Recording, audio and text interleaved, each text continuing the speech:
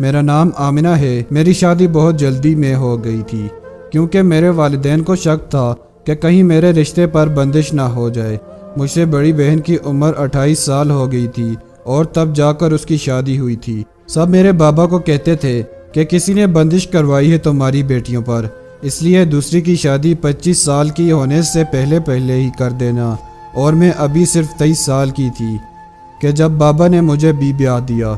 میرے سسرال والے اچھے لوگ تھے، صرف میری نند مجھے کچھ عجیب لگتی تھی۔ وہ کبھی کبھی میرے پاس بیٹھ کر گھنٹوں باتیں کرتی رہتی اور کبھی یوں انجان بن جاتی جیسے کبھی جانتی بھی نہ ہو۔ میں بھی اس کے مزاج کو زیادہ سر پر سوار نہ کرتی اور اپنے میاں کے ساتھ خوش رہتی۔ میرا شوہر آئے دن مجھے شاپنگ پر لے جاتا اور ڈھیر سارے کپڑے دلوا دیتا۔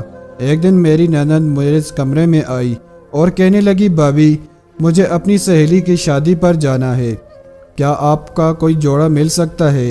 میں نے خوش دلی سے کہا، کیوں نہیں؟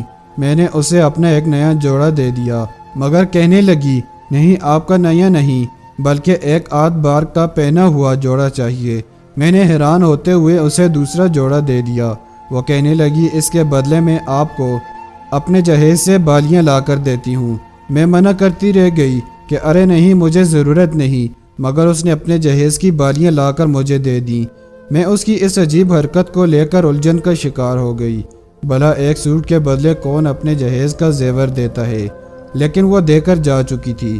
کچھ دنوں بعد پھر سے وہ میرا پہنا ہوا جوڑا مانگنے آئی۔ اس بار اس نے اپنے زیور سے چوڑیاں دے دی۔ میں بہت حیران ہو گئی تھی کیونکہ وہ آئے دن مجھ سے میرے کپڑے مانگنے آ جاتی اور مجھے بدلے میں اپنے جہیز کا کوئی نہ کوئی زیور دے جاتی اور خوشی خوشی چلی جاتی۔ ایک ماہ یوں ہی گزر گیا۔ مجھے تجسس ہوا کہ آخر یہ میرے سوٹ کا کرتی کیا ہے، اسے کیوں چاہیے؟ ایک دن میں نے ساس کی الماری سے اس کو سوٹ نکال کر اپنے پاس رکھ لیا۔ ننند جب مانگنے آئی تو وہ سوٹ اسے دے دیا۔ کچھ دیر بعد جب وہ اپنے کمرے میں گئی تو میں بھی اس کے پیچھے پیچھے چلی گئی۔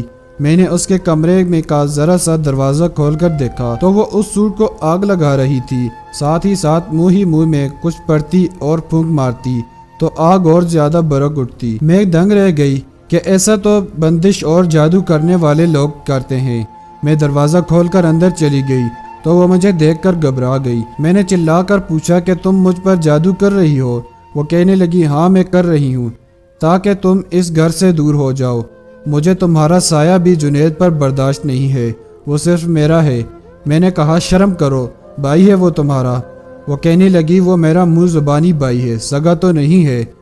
مجھے 2 سال کی عمر میں خالہ نے گود لیا تھا کیونکہ انہیں بیٹی کی خواہش تھی۔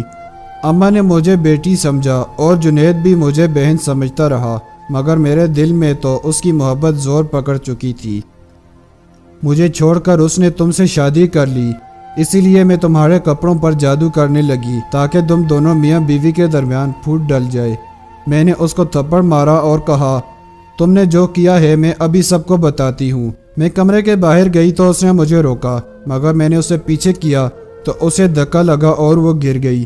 یہ منظر میری ساس نے دیکھ لیا اور کہا، یہ سب کیا ہو رہا ہے؟ اس سے پہلے میں کچھ بتاتی وہ کہنے لگی، امی آپ کو میں نے بتایا تھا نا کہ میرا زیور چوری ہو گیا ہے، ابھی وہ میں نے بھابی کے کمرے میں دیکھا۔ میں نے کہا، میں امی کو بتاؤں گی تو انہوں نے مجھے مارا۔ میں نے گھبرا کر کہا، یہ جھوٹ بول رہی ہے۔ ننند کہنے لگی، امی آپ اس کے کمرے کی تلاشی لیں، میرے جہیز کا سارا زیور وہیں موجود ہے۔ ساس اسی وقت میرے کمرے میں گئی اور الماری کھول کر دیکھا تو واقعی سارا زیور وہی تھا۔ میری ساس نے مجھے نفرت سے دیکھا اور تھپڑ مارنے ہی لگی تھی کہ اسی وقت میرا شوہر آ گیا اور ماں کا ہاتھ پکڑ لیا۔ کہنے لگا، میری بیوی مجھے ایک ایک بات بتاتی رہی ہے کہ یہ آپ کی بیٹی روز اس سے پرانے کپڑے لینے کے بدلے اپنے جہیز کا زیور اسے زبردستی دیتی رہی ہے۔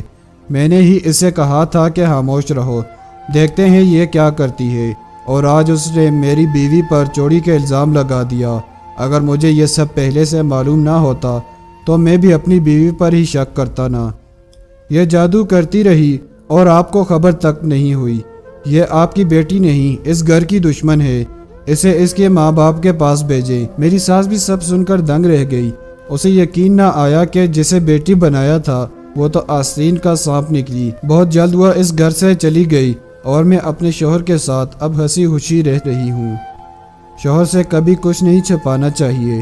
اگر میں نے یہ سب اسے پہلے سے نہ بتایا ہوتا تو آج جانے میں کیا کرتی۔ ہم دونوں کو ہی اس کی نیت پر شک تھا، اس لیے اسے رنگے ہاتھوں پکڑنے کا پلان بنایا تھا۔ میاں بیوی کے درمیان پھوٹ ڈلوانے والے کو اللہ بھی معاف نہیں کرتا، اور میں دعا کرتی تھی کہ اسے یہ بات سمجھ آ جائے تاکہ کل وہ کسی کے ساتھ ایسا نہ کرے۔